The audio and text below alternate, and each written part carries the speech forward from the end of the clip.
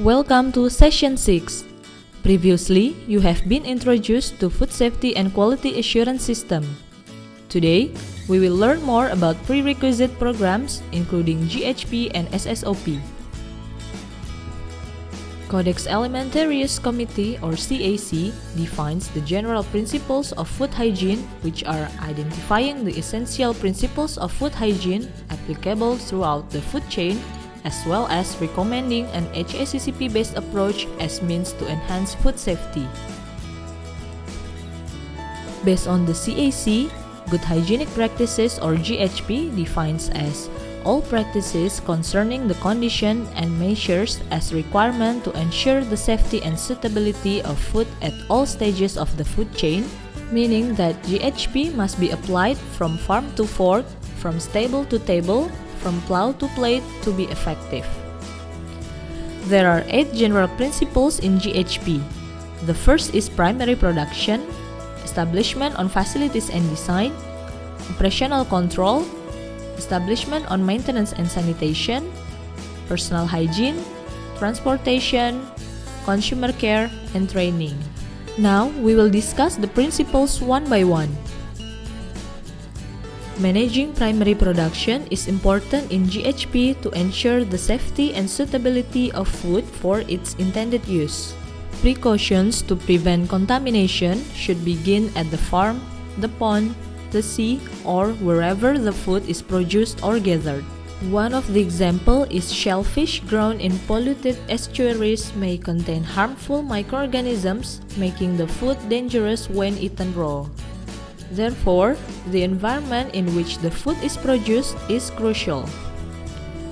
Establishment should be located, designed, and constructed to prevent contamination of the final product. It is also applicable for equipment and services coming into contact with food. Layout, design, and construction should allow proper cleaning. In addition, pest control must also be considered since the pest can be served as source of microbiological contamination. The provision of adequate and proper facilities is necessary to enable hazards to be effectively controlled.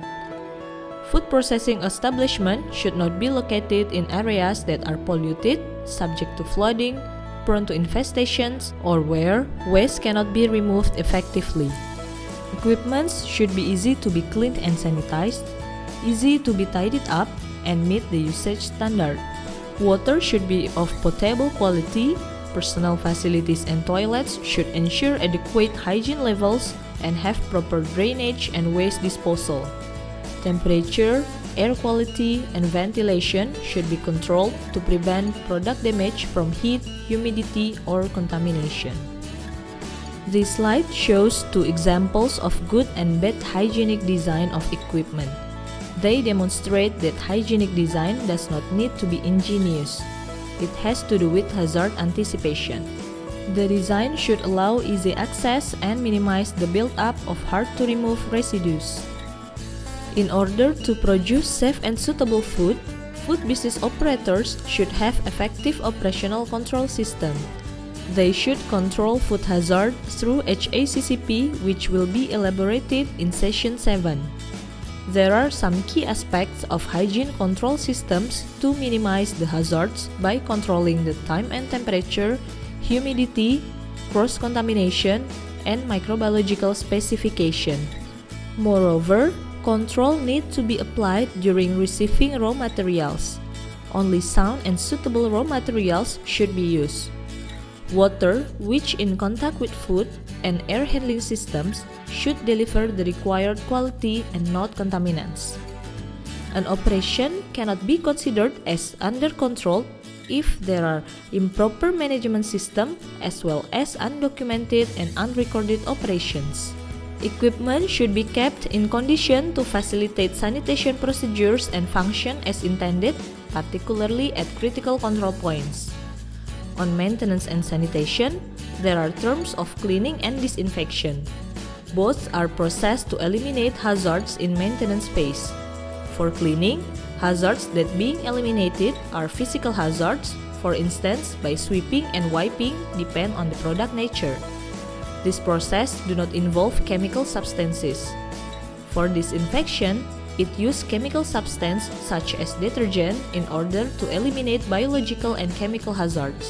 Besides maintenance and cleaning, pest control and waste management, there is monitoring program that should be done in order to control potential emerging contaminants in food product. Personal hygiene is also an important aspect of GHP. Personnel should be taught proper hand washing procedures. They must also be told to avoid unhygienic behavior such as smoking, spitting, chewing, sneezing, or coughing over unprotected food. Food handlers should not wear jewelry or carry objects that could drop into the food. Medical examination of a food handler should be carried out only if it is clinically or epidemiologically indicated. Personnel are not limited to only staffs, but the whole personnel that directly related to industry, including guests and other parties, such as supplier, consultant, and contractors. Management for sick worker should be strict to avoid cross-contamination. Any person who may be ill or has visible infected skin lesions must not be allowed in any food handling area or can be moved to other tasks or resting at home. Sick worker should self-report as soon as possible or reported by clinical assessment. If the food handler is wounded, where personnel are permitted to continue working, it should be covered by waterproof bandage.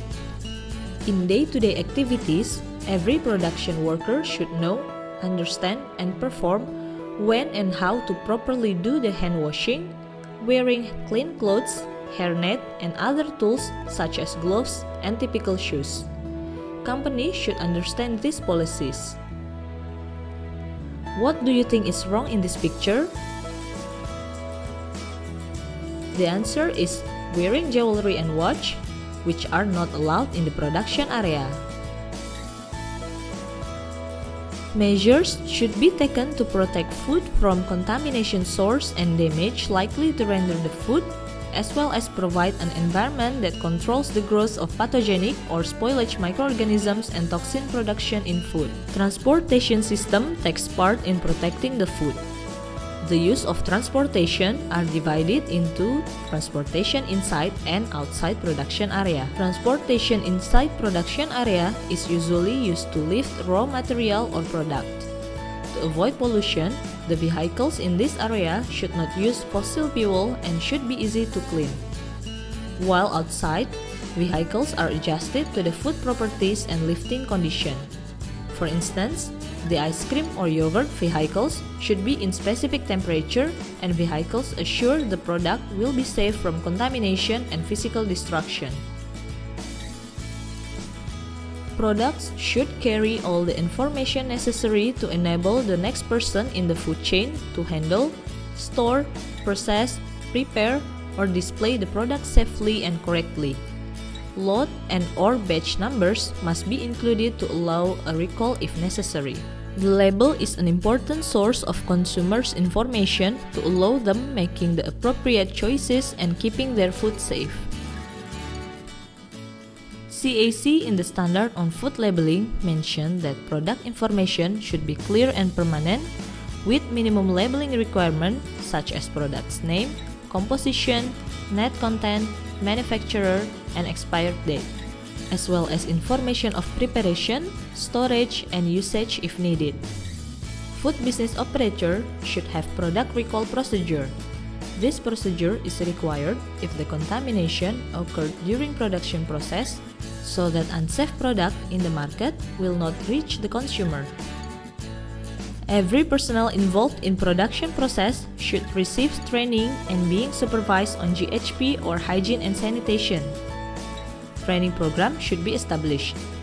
Training should be repeated so that personnel have high awareness on rules that need to be followed. The refresher training should be conducted periodically and can be conducted based on management level. For instance, managers and supervisors must have knowledge and skills on supervising and managing food safety hazards. Besides GHP, the basic hygienic requirement can be sanitation standard operating procedure. SSOP is a written sanitation procedure developed by the management to prevent the occurrence of product contamination or adulteration. With the establishment of SSOP, standardized sanitation practices should be implemented by all involved staff. There is always possibility of failed procedure. An SSOP should contain a corrective action information that approved by the management. To be able to know whether the SSOP is implemented correctly or not, a record on daily basis should be taken. Why SSOP is needed? Every company should ensure sanitation standard that can be followed by all parties. This also increases company competitiveness because standardized procedure may give value for product quality assurance and consumer protection. By the availability of standardized written procedure, information will not change although there is personnel shifting. Written document may give easiness when information is needed and it reflects a good management. There are 8 substantial keys of SSOP that should be documented, such as water safety, cleanliness of surface that directly contact the food, cross-contamination, personal sanitation including hand-washing facilities, sanitizer and toilet, prevention or protection towards contaminants such as pesticide and oil, proper, clear and clean storage and labeling, monitoring on personal health, and pest management or control. There are 2 basic principles in the SSOP implementation, which are cleaning and disinfection. As explained earlier, there is difference between cleaning and disinfection. Cleaning eliminates physical hazards, while disinfection eliminates microbiological hazards. With the 8 keys of SSOP, there will be many procedures that should be developed based on each company's condition. To have a clear SSOP, one SSOP only apply for one procedure. Furthermore, the procedure should be as complete as possible, describe the activity that conducted at pre-operational, during operational, and sometime after the operational. Specify frequency of each procedure.